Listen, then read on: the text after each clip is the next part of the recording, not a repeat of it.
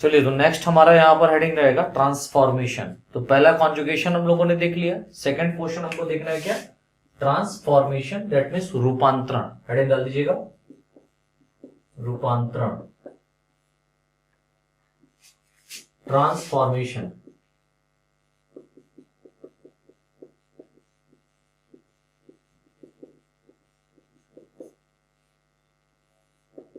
कोई बात नहीं, लिखिए इसमें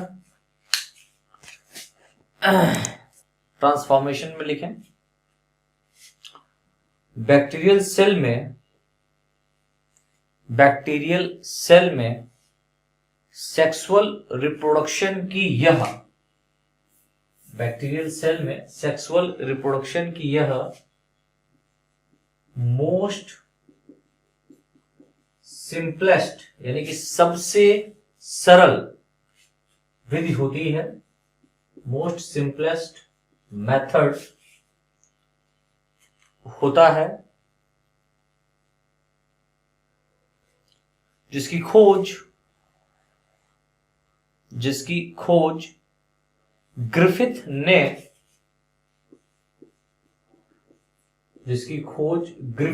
एक साइंटिस्ट है, इन्होंने 1928 जिसकी खोज ग्रिफिथ ने 1928 में 1928 में डिप्लोकोकस निमोनिया या डिप्लोकोकस निमोनी, एक बैक्टीरिया है जिससे जो निमोनिया को कॉज करता है, क्या नाम है, डिप्लोकोकस निमोनी। यहां पर पी जो होगा वो साइलेंट रहेगा, diplococcus pneumoniae, NIAE, diplococcus pneumoniae bacteria में 1928 में डिप्लोकोकस निमोनी बैक्टीरिया में अपने प्रयोगों के आधार पर, दैट मीन्स अपने प्रयोगों के आधार पर खोजा था, अपने एक्सपेरिमेंट के आधार पर खोजा था। ध्यान से लिखें, इस मेथड में यानी कि जो ट्रांसफॉर्मेशन का मेथड है या रूपांतरण का जो मेथड है, इसकी बात कर रहे हैं। इस मेथड में एक बैक्टीरियल सेल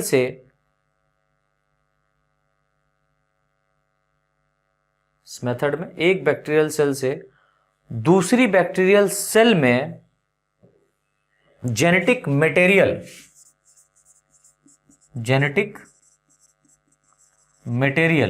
अब ये जेनेटिक मटेरियल जो होगा ये डीएनए के रूप में हो सकता है या एज वेल एज प्लाज्मिड, ठीक है, प्लाज्मिड के रूप में भी क्या हो सकता है, जेनेटिक मटेरियल हो सकता है।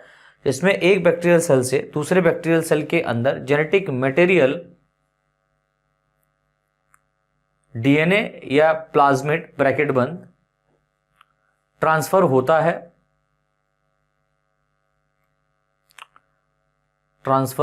है, लेकिन खास बात इस प्रोसेस में क्या है, ये प्रोसेस तो सर कॉन्जुगेशन में भी हो रहा था, तो कुछ तो खास होगा ना इसमें, हाँ खास है, लेकिन बोथ बैक्टीरियल सेल यानी दोनों बैक्टीरियल सेल एक दूसरे के कांटेक्ट में नहीं आती हैं। अरे तो सर जेनेटिक मटेरियल कैसे ट्रांसफर होता है, तो होता है भाई, मान लो जिस एरिया में कोई बैक्टीरियल सेल पाया जा रहा है, ठीक है, किसी एक पर्टिकुलर एरिया में बैक्टीरियल सेल प्रेजेंट है, राइट, तो इसके आसपास, दैट मीन्स जो इसका एनवायरमेंट, जो इसके आसपास का वातावरण होगा, एटमॉस्फेयर होगा, एनवायरमेंट होगा, उसमें कहीं पर कोई फॉरेन डीएनए, ठीक है, कोई फॉरेन डीएनए पाया जा रहा है, राइट, या कोई प्लाज्मिड पाया जा रहा है जो कि किसी दूसरे बैक्टीरियल सेल के डिस्ट्रॉय होने से यहां पर प्रेजेंट हुआ है या बना है, समझ में आ रहा है। तो उसके यहां पर होने से क्या होगा कि ये फॉरेन जो जीन है, ये फॉरेन जीन या फॉरेन डीएनए या फॉरेन प्लाज्मिड, ये क्या करेगा, इस बैक्टीरियल सेल के अंदर इंटर कर जाएगा, ठीक है।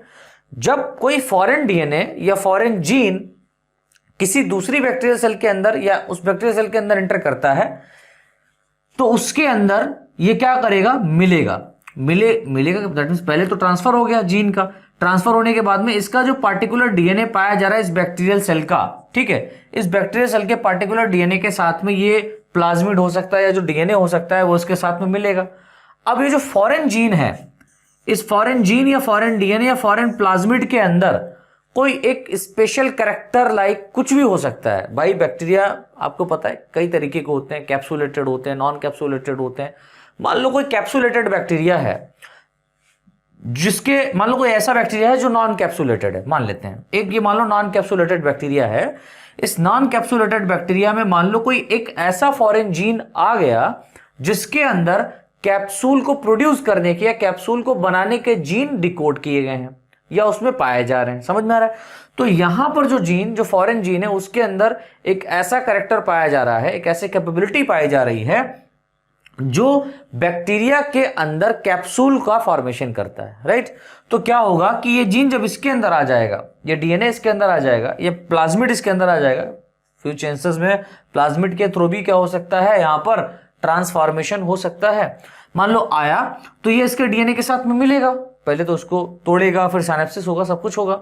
मिलने के बाद में क्या होगा, इसके अंदर जो जीन पाया जा रहा है उसके जीन में क्या करेगा, ये चेंजेस करेगा। और चेंजेस करने के बाद में मान लो कि कैप्सुलेटेड वाला अगर जीन आया है तो इस तरीके से यहां पर इस बैक्टीरियल सेल के, जो एक नॉर्मल बैक्टीरियल सेल था, जो नॉन कैप्सुलेटेड बैक्टीरियल सेल था, इस नॉन कैप्सुलेटेड बैक्टीरियल सेल के चारों तरफ एक कैप्सूल की कवरिंग क्या हो जाएगी, बन जाएगी। यानी यहां पर हम क्या देख रहे हैं, यहां पर हमने देखा कि जो एक बैक्टीरियल सेल है उसने अपने अंदर चेंजेस कर दिया, उसके जीन में चेंजेस हो गया। किसमें चेंजेस हो गया, जीन में चेंजेस हो गया, जिसके कारण ये नॉन कैप्सुलेटेड बैक्टीरिया से कैप्सुलेटेड बैक्टीरिया हो गया, या जिसके अंदर सीलिया नहीं पाया जा रहे, या कुछ भी मान लो, ठीक है, किसी भी तरीके का बैक्टीरिया है और वो किसी दूसरे बैक्टीरिया में परिवर्तित हो जाएगा। कब हो जाएगा, जब कोई फॉरेन जीन, यहां पर मैंने बताया कि एक बैक्टीरियल, अब ये जो फॉरेन जीन है ये किसी बैक्टीरिया का ही है, लेकिन ये बैक्टीरिया डिस्ट्रॉय हो चुका है, मर चुका है, डेड कर चुका है, लेकिन इसका जेनेटिक मटेरियल मान लो इस एटमॉस्फेयर में पड़ा हुआ है, तो ये किसी दूसरे बैक्टीरियल सेल के अंदर ट्रांसफर हो जाएगा। अगर कोई फॉरेन जीन या फॉरेन डीएनए या फॉरेन प्लाज्मिड का किसी दूसरे बैक्टीरियल सेल के अंदर या किसी बैक्टीरियल सेल के अंदर एंट्री होता है और एंट्री होने से उसके अंदर कोई चेंजेस होता है, तो उस प्रोसेस को हम लोग बोलेंगे रूपांतरण। दैट मींस उसने अपना रूप चेंज किया, ट्रांसफॉर्मेशन किया है, ठीक है। तो यही मैंने यहां पर लिखाया हुआ भी है। नई लाइन से लिखे हैं, एक डोनर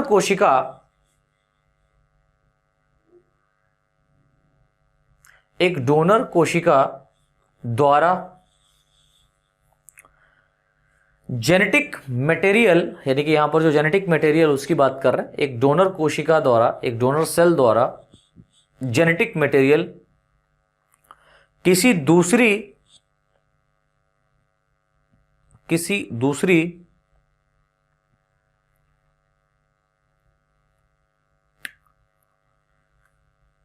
रेसिपिएंट सेल में ट्रांसफर होता है,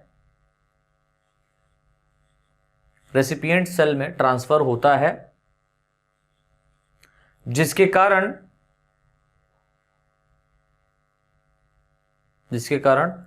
रेसिपिएंट सेल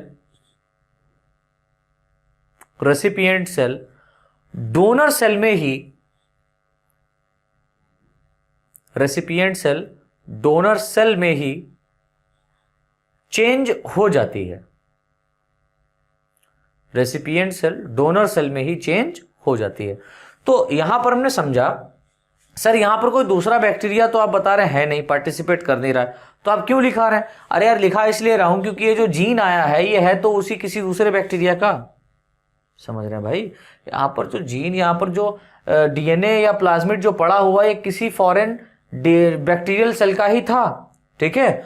तो उसका जीन या उसका जेनेटिक मटेरियल क्या हो रहा है, किसी सेल के अंदर इंटर हो रहा है, और जो डोनर सेल के अंदर इंटर हुआ है, सॉरी जो रेसिपिएंट सेल के अंदर इंटर हुआ है, किसी डोनर सेल जो डेड कर चुकी थी उसका डीएनए इसके अंदर इंटर किया है, तो ये वाला जिसके अंदर इंटर किया है रेसिपिएंट सेल, ये उस डोनर सेल की तरह काम करना शुरू कर देगा, समझ रहे हैं।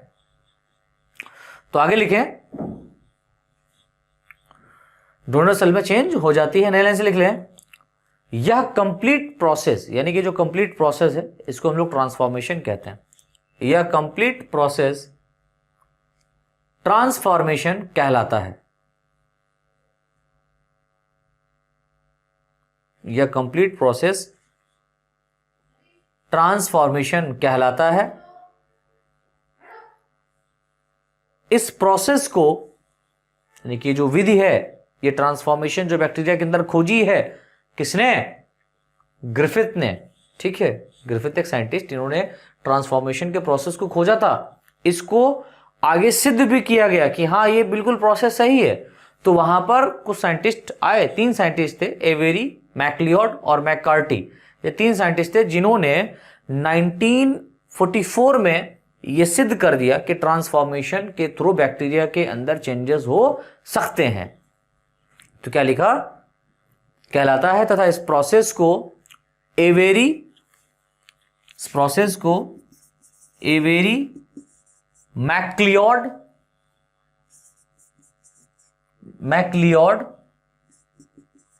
तथा मैककार्टी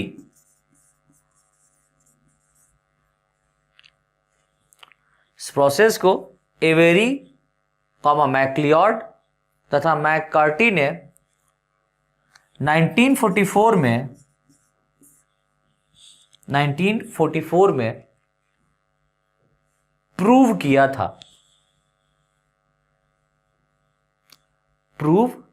था।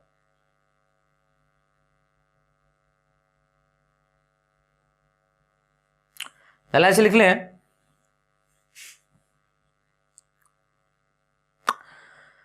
ट्रांसफॉर्मेशन की प्रक्रिया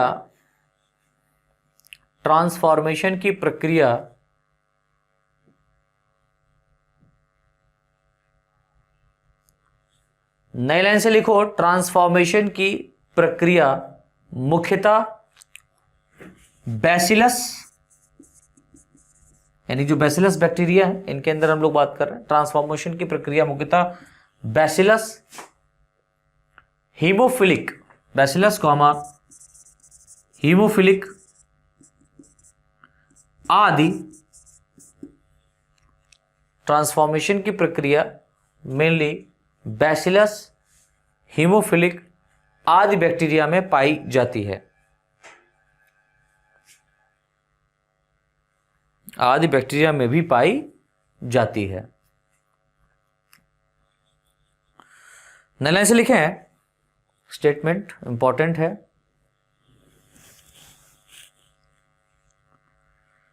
सामान्यतः वह बैक्टीरिया, दैट मीन्स नॉर्मली वह बैक्टीरिया जिनके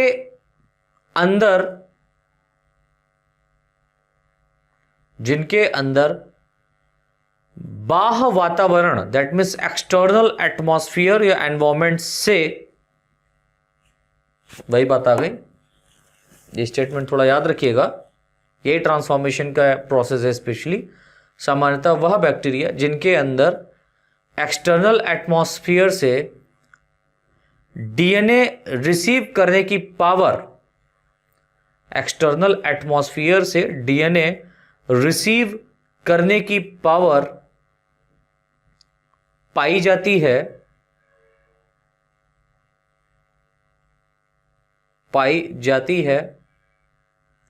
से डीएनए रिसीव करने की पावर पाई जाती है, उसे ट्रांसफॉर्मेशन कहते हैं। उसे ट्रांसफॉर्मेशन कहते हैं। इस प्रोसेस में बैक्टीरियल सेल का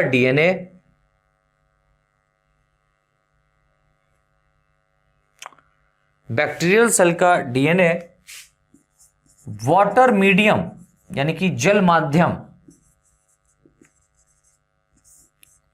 वाटर मीडियम के द्वारा ट्रांसफर होता है। इस प्रोसेस में बैक्टीरियल सेल का डीएनए वाटर मीडियम के द्वारा ट्रांसफर होता है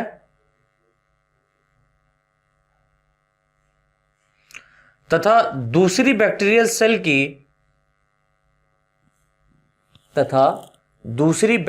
सेल की सेल वॉल के साथ, कोशिका भित्ति के साथ जुड़ जाता है,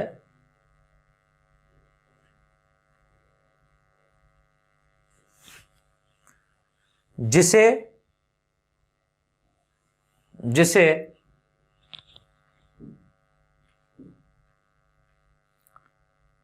बैक्टीरिया सेल के साथ जुड़ जाता है, जिसे एंजाइम की सहायता से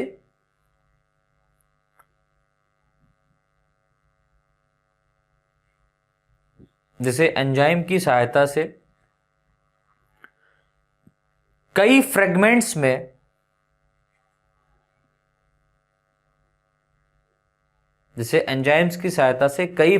में तोड़ा जाता है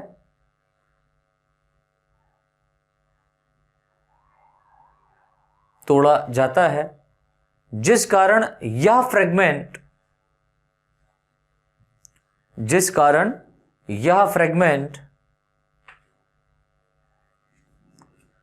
रेसिपिएंट सेल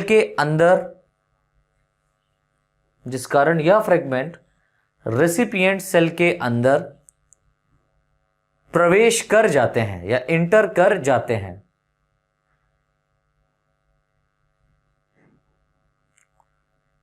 तथा यह रेसिपिएंट सेल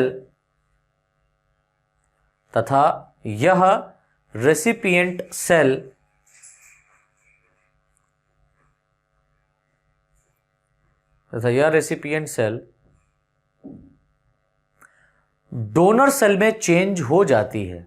अब वो डोनर सेल कुछ भी हो सकता है, या तो कैप्सुलेटेड बैक्टीरिया हो सकता है, या तो वो प्लाज्मिड जिसमें पाया जा रहा है वो वाला बैक्टीरिया हो सकता है, ठीक है, या उसके अंदर कोई और स्पेसिफिक डिजीज कॉज करने की क्षमता पाई जा रही वो बैक्टीरिया हो सकता है, ठीक है। तो इस तरीके से क्या हो रहा है कि एक बैक्टीरियल सेल जिसका एक पार्टिकुलर अलग फंक्शन था, दूसरा बैक्टीरियल सेल जिसका एक पार्टिकुलर अलग फंक्शन था। अब मान लो इनमें से जो डोनर बैक्टीरियल सेल है उसका कोई एक पार्टिकल, डीएनए का पार्टिकल, यदि वाटर के माध्यम से या किसी और मीडियम से किसी दूसरी बैक्टीरियल सेल के पास में जाता है, तो उस बैक्टीरियल सेल के अंदर भी उस बैक्टीरियल सेल की तरह जिसका डीएनए गया है उसकी तरह लक्षण प्रकट होने लगते हैं। तो यह प्रोसेस जो है वो रूपांतरण, देखो रूप बदल रहा है, रूप में अंतर आ रहा है, इसी को तो रूपांतरण कहते हैं, ट्रांसफॉर्मेशन।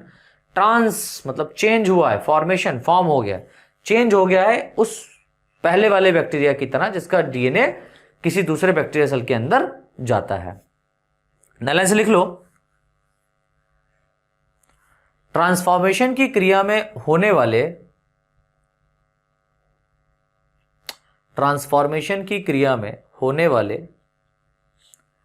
जेनेटिक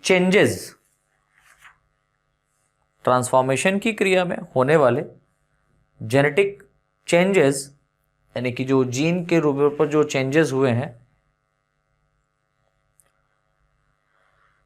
परमानेंट होते रहते हैं, यानी कि जो चेंजेस हैं ये लगातार होते रहते हैं, जेनेटिक चेंजेस परमानेंट होते रहते हैं।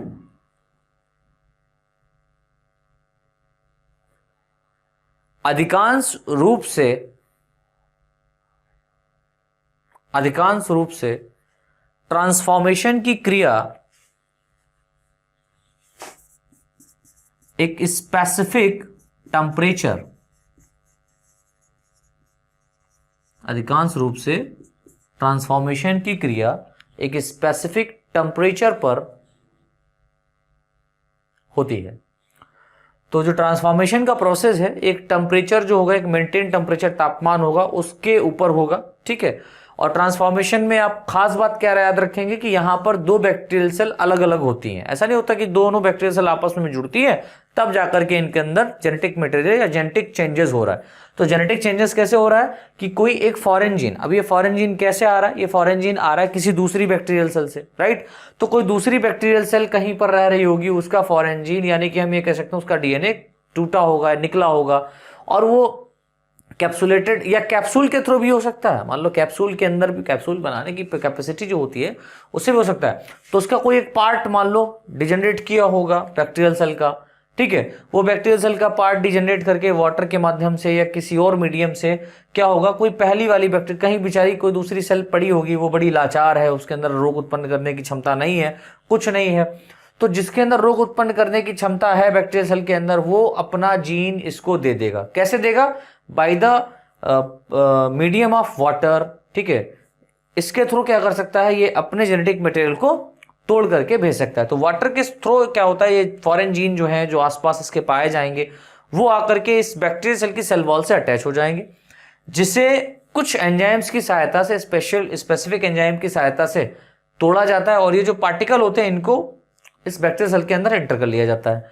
और ये पार्टिकल जब इस बैक्टीरियल सेल के अंदर इंटर हो जाते हैं, ठीक है, इंटर होने के बाद में ये वाला जो डीएनए है या ये वाला जो यहां पर जीन आया हुआ है वो इसके मेन डीएनए से जुड़ने का प्रयास करता है।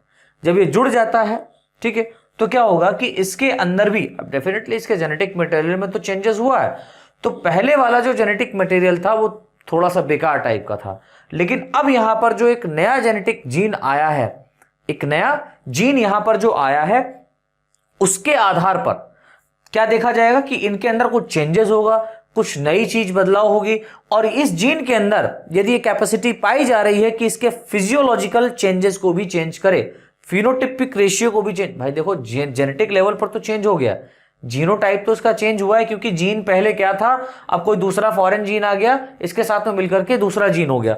अब इस जीन के अंदर यदि ऐसी कैपेबिलिटी पाई जाती है तो इसके साइटोप्लाज्मिक तो चेंजेस हुए ही हुए हैं, लेकिन इसके साथ साथ इसका फिजियोलॉजी भी चेंज होगा।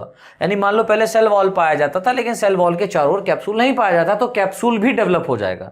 तो ये जो यहां पर प्रोसेस है, या इस कारण जो बैक्टीरिया अपना रूप चेंज कर रहा है, उस प्रोसेस को हम लोग बोलते हैं ट्रांसफॉर्मेशन, राइट। तो ये हमारा कंप्लीट होता है। इसके बाद में एक हमारा नेक्स्ट है जिसका नाम है ट्रांसडक्शन। तो हेडिंग डाल दीजिए ट्रांसडक्शन, ये भी इंपॉर्टेंट है आपका, और इसको हम लोग बोलते हैं पराक्रमण। तो हमारा नेक्स्ट हेडिंग है यहां पर थर्ड, जो सेक्सुअल रिप्रोडक्शन का मोड है जिसका नाम है पराक्रमण। इसको इंग्लिश में कहते हैं ट्रांसडक्शन।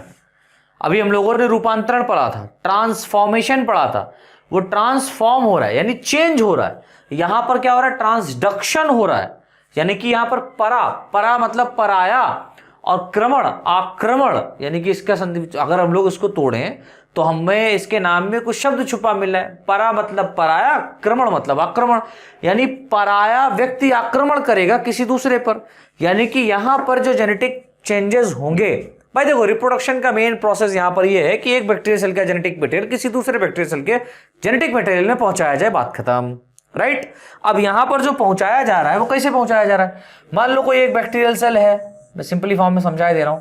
इस बैक्टीरियल सेल के ऊपर किसने आक्रमण किया, सर बैक्टीरियोफेज वायरस, यस मान लेते हैं। ये बैक्टीरियोफेज वायरस आए, इन्होंने इसके ऊपर आक्रमण किया, अपने जीन को इसके अंदर यानी अपने डीएनए को इसके अंदर भेजा। बैक्टीरियल सेल के अंदर पहले से डीएनए था, और आपको पता है जब ये अपने डीएनए को भेजता है तो लाइसोजेनिक चक्र स्टार्ट होता है। हम लोगों ने पढ़ा है यार इससे पहले, पढ़िए जाकर के, अगर लेक्चर नहीं देखा तो देखो। अब क्या होगा, जब इसका डीएनए इसके साथ में मिलेगा तो मिलने के बाद में ये लिसिस कर जाएगा, सारा का सारा टूटेगा, और इस बैक्टीरिया सेल के अंदर बहुत सारा क्या बन जाएगा, इस तरीके से बैक्टीरियोफेज वायरस बन जाते हैं, पढ़ाए थे ना। अब मान लो कुछ ऐसे बैक्टीरियोफेज वायरस हैं जिनके अंदर जो डीएनए है, आपको तो पता है कि बैक्टीरियोफेज वायरस के अंदर अपना खुद का डीएनए है, तो कोई कोई बैक्टीरियोफेज वायरस ऐसा होगा जिसके अंदर डीएनए किसका होगा, सर बैक्टीरिया वाला, हाँ रेड बैक्टीरिया वाला होगा। अब जब ये बैक्टीरिया वाला डीएनए विद कंटेन कौन, बैक्टीरियोफेज वायरस, ये जब यहां से रिलीज होगा तो रिलीज होकर के ये जो बैक्टीरियोफेज वायरस होगा, ये बैक्टीरियोफेज वायरस जब किसी दूसरे बैक्टीरियल सेल के ऊपर इन्फेक्शन करेगा जा करके, मान लो ये कोई सेकेंड बैक्टीरियल सेल है जिसके ऊपर इस वाले ने क्या किया है, इन्फेक्शन किया है, और इन्फेक्शन डेफिनेटली जेनेटिक मटेरियल से हो रहा है। तो यहां पर जो बैक्टीरिया वाला डीएनए है, मतलब कुछ कुछ ऐसे बैक्टीरियोफेज वायरस होंगे जिसके अंदर डीएनए किसके आ जाएंगे, बैक्टीरियल सेल के आ जाएंगे। तो ये बैक्टीरियल सेल वाला जो डीएनए है ये आ जाएगा यहां, और यहां तो पहले से ही प्रेजेंट है बैक्टीरियल सेल, तो ये वाला भी डीएनए आ गया। तो इस वाले मान लो ए वाला बैक्टीरियल सेल था जो कि रोग उत्पन्न करता था ट्यूबरकुलोसिस, और बी वाला जो बैक्टीरियल सेल है जो कि रोग उत्पन्न कर रहा है कोई भी हैजा, मान लो ये हैजा, ये कॉलरा उत्पन्न कर रहा है, डिजीज कॉज कर रहा है, ये ट्यूबरकुलोसिस। सर नामों इतने जबरदस्त आपने रखे इन लोगों के कि मजा आ जाए। ये टीबी है ना, और ये कॉलरा। तो कॉलरा वाले के अंदर मान लो ये चला गया कौन, टीबी वाला वायरस, सॉरी टीबी वाला डीएनए। तो टीबी वाला डीएनए किसके थ्रू गया, अरे सर इसके अंदर जो बने थे बैक्टीरियोफेज वायरस उसके द्वारा। हाँ यार, अब क्या होगा, ये दोनों के जीन आपस में मिलेंगे और आपस में मिलकर के ये चेंज हो जाएगा। अब या तो एक नया स्पीसीज बनेगा, एक नई डिजीज कॉज करने का हम ये कह सकते हैं बैक्टीरिया बन सकता है, या इसके अंदर चेंजेस होगा और ये कॉलरा डिजीज कॉज ना करके ये क्या कॉज करने लगेगा, टीबी। तो कॉलरा वाला जब टीबी करने लगे, टीबी दैट मींस ट्यूबरकुलोसिस बन जाए और टीबी का रोग उत्पन्न करने लगे, तो इसका मतलब हुआ कि उसके ऊपर आक्रमण हुआ है। तो कॉलरा वाले को मार करके उसके ऊपर फतेह जीता है किसने, टीबी वाले ने। और ये फतेह जिताने में सबसे बड़ा रोल कौन अदा करता है, सर बैक्टीरियोफेज वायरस। हाँ यार, बैक्टीरियोफेज वायरस जो कि किसको मारता है, बैक्टीरिया को ही मारता है, लेकिन कभी कभी धोखा खा जाता है क्या, कि जीन को या उसके डीएनए को अपने खोल में, अपने हेड में एकत्रित कर लेता है। नेचर तो वही है, बैक्टीरिया को ही खाना, लेकिन डीएनए किसका है, बैक्टीरियल सेल का है। समझ रहे हो। तो यहां से क्या हो रहा है, ये चेंजेस हो जाता है, इस तरीके से ये ट्रांसडक्शन हुआ है किसके थ्रू, बैक्टीरियोफेज वायरस के थ्रू। तो लिख लो फटाफट, लिखने में तो महारत हासिल करें अपने लोग। तो ट्रांसडक्शन के अंतर्गत लिखें, बैक्टीरियल सेल में सेक्सुअल रिप्रोडक्शन की बैक्टीरियल सेल में सेक्सुअल रिप्रोडक्शन की एक विधि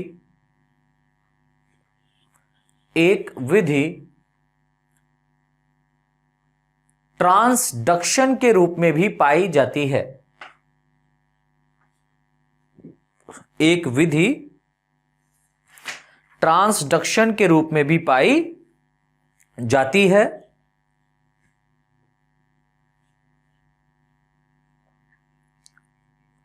इस विधि में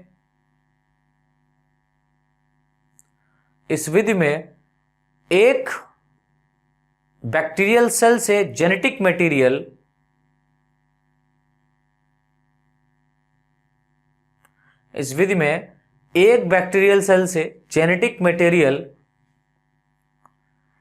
दूसरी बैक्टीरियल सेल में बैक्टीरियोफेज वायरस के माध्यम से या द्वारा बैक्टीरियोफेज वायरस के माध्यम के द्वारा या माध्यम से ट्रांसफर होता है, भेजा जाता है। तो एक बैक्टीरियल सेल का जो जेनेटिक मटेरियल है वो दूसरी बैक्टीरियल सेल के अंदर बैक्टीरियोफेज वायरस के द्वारा भेजा जाता है। कैसे भाई, पहले वाले बैक्टीरियोफेज वायरस ने पहली वाली बैक्टीरियल सेल के ऊपर अपना प्रकोप दिखाया, इसके जेनेटिक मटेरियल को पूरा अपना बनाया, बनाने के बाद में अपना संख्या बढ़ाया, संख्या बढ़ाने में डीएनए विद इसके कंपोनेंट्स को लिया, जो डीएनए था वो धोखे में आ गया किसका, बैक्टीरिया का। और ये वाला जो बैक्टीरियोफेज वायरस होगा वो जाएगा इन्फेक्ट करेगा किसे, बैक्टीरियल सेल को। जब बैक्टीरियल सेल को इन्फेक्ट करेगा तो उसके अंदर जब ये जेनेटिक मटेरियल डालेगा तो बैक्टीरियोफेज को लगता है मेरा जेनेटिक मटेरियल है, लेकिन होता किसका है, बैक्टीरिया का। तो यहां पर एक बैक्टीरिया का डीएनए जो है वो बैक्टीरियोफेज वायरस के माध्यम से दूसरी बैक्टीरियल सेल के अंदर जाता है। क्या सर समझ में आया ना, आ गया होगा, लिखो नई लाइन से। अतः इस प्रकार के सेक्सुअल रिप्रोडक्शन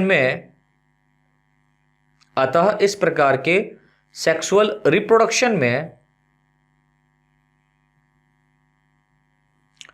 बैक्टीरियोफेज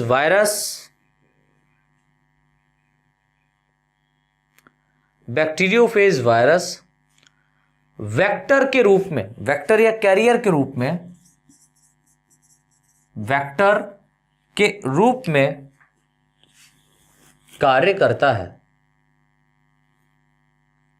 वेक्टर या कैरियर कहने मतलब क्या हुआ, वेक्टर कैरियर मतलब डीएनए जो बैक्टीरियल सेल का था उसको लेकर के जा रहा है दूसरे डीएनए के पास, दूसरे बैक्टीरियल सेल के डीएनए के पास में, ठीक है। तो ये वेक्टर के रूप में कार्य कर रहा है कौन, बैक्टीरियोफेज वायरस, राइट। आगे लिखो, सर्वप्रथम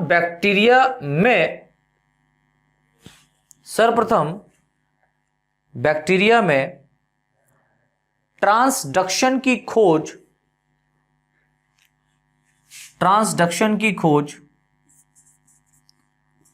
लीडरबर्ग व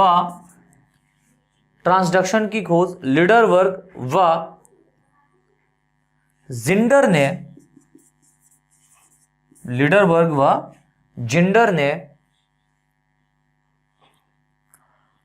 1952 में 1952 में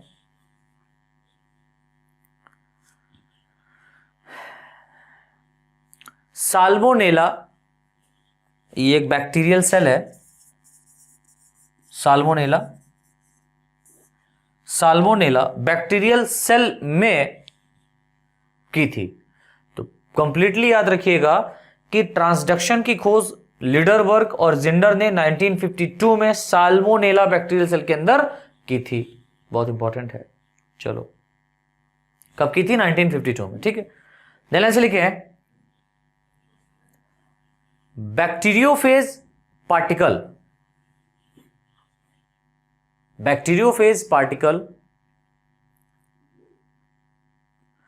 किसी बैक्टीरियल सेल पर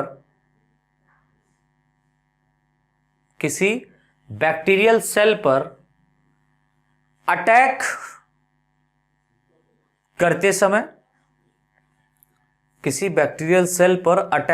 करते समय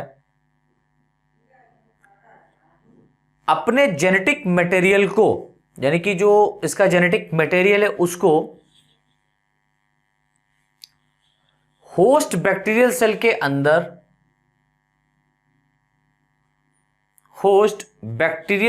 अंदर प्रवेश करवाते हैं या इंटर करते हैं तथा फेज डीएनए, यानी कि जो यहां पर बैक्टीरियोफेज वायरस का जो डीएनए है ये काफी प्रबल होता है in comparison to bacterial cell के डीएनए से, ठीक है। तथा फेज डीएनए के इफेक्ट से बैक्टीरियल डीएनए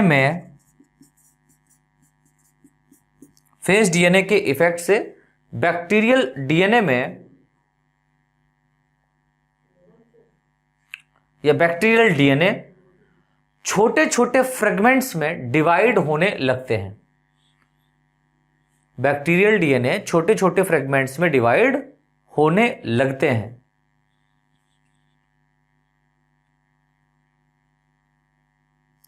जिससे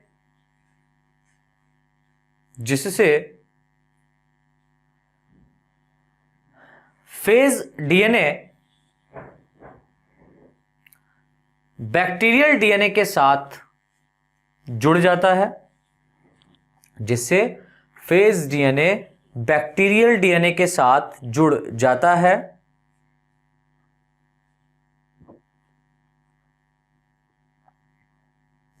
है तथा फेज डीएनए यानी कि जो बैक्टीरियोफेज का डीएनए है उसकी बात हो रही है, तथा फेज डीएनए बैक्टीरियल डीएनए के मेटाबॉलिक एक्टिविटी पर, यानी ये उसके ऊपर कब्जा कर रहा है, बैक्टीरियल डीएनए के मेटाबॉलिक एक्टिविटी पर अपना कंट्रोल कर लेता है, ठीक है। जिससे फेज डीएनए बैक्टीरियल डीएनए के मेटाबॉलिक एक्टिविटी पर, यानी बैक्टीरियल डीएनए से जो मेटाबॉलिक एक्टिविटी हो रही थी, उपापचयिक क्रियाएं चल रही थी, अब वो क्रियाएं बंद हो जाएंगी, उन पर अपना कंट्रोल करेगा कौन, फेज डीएनए, ठीक है। बैक्टीरियोफेज का जो डीएनए आया है वो कंट्रोल कर लेगा, ठीक है, अपना कंट्रोल कर लेता है। जिसके पश्चात फेज डीएनए जिसके पश्चात फेज डीएनए बैक्टीरियल सेल के अंदर रेप्लिकेशन के प्रोसेस के दौरान, बैक्टीरियल सेल के अंदर रेप्लिकेशन प्रोसेस के दौरान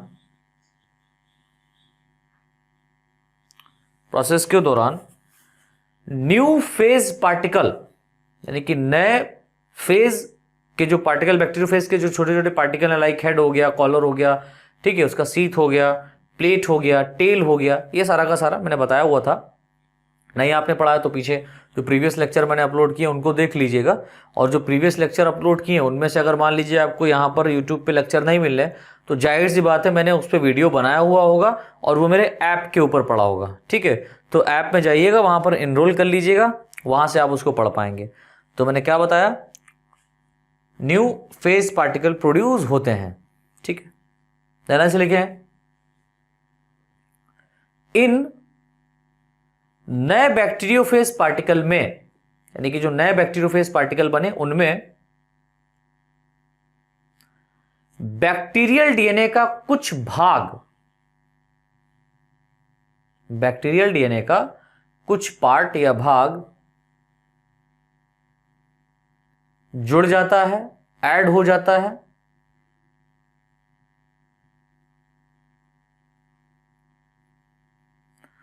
तथा नए bacteriophage particle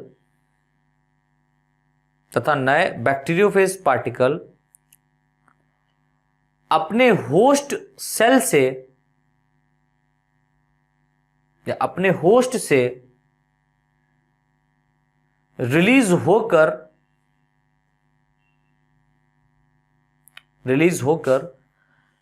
new bacterial cell को इन्फेक्ट करते हैं, रिलीज होकर न्यू बैक्टीरियल सेल को इन्फेक्ट करते हैं, जिसके कारण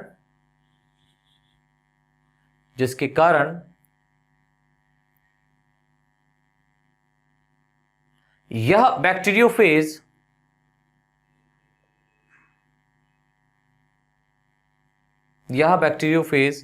जिसके दौरान लिखिएगा, जिसके दौरान यह बैक्टीरियोफेज अपने डीएनए को होस्ट सेल में ट्रांसफर करते समय, अपने डीएनए को होस्ट सेल में ट्रांसफर करते समय बैक्टीरियल डीएनए का भी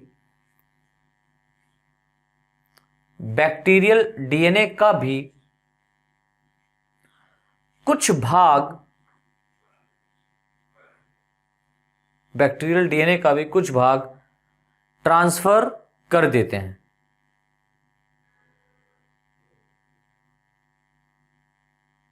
ट्रांसफर कर देते हैं।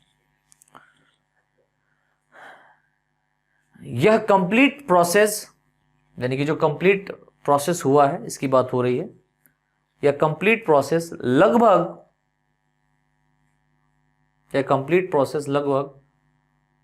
2 घंटों में कंप्लीट हो जाता है, लगभग 2 घंटों में कंप्लीट हो जाता है।